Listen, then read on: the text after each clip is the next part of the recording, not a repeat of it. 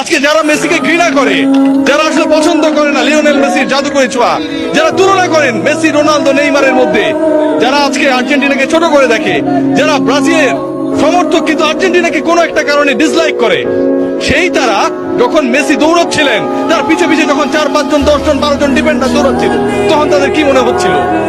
পিছে পিছে দৌড়ায়, ধরতে পারে না, আগে পরে সামনে বিভিন্ন জায়গায় যায়, বল আটকাতে পারে না।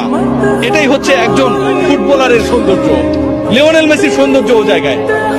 একজন ফুটবলার একটা দলকে, একজন ফুটবলার কোটি কোটি মানুষের স্বপ্নকে তার ছোট কাঁধে কিভাবে ক্যারি করেন সেটা আমরা দেখেছি। যারা অস্বীকার করবেন তারা ফুটবলটা বোঝেন না। হয়তো আমাকে মূর্খ বলতে পারেন, সত্যিই তাই।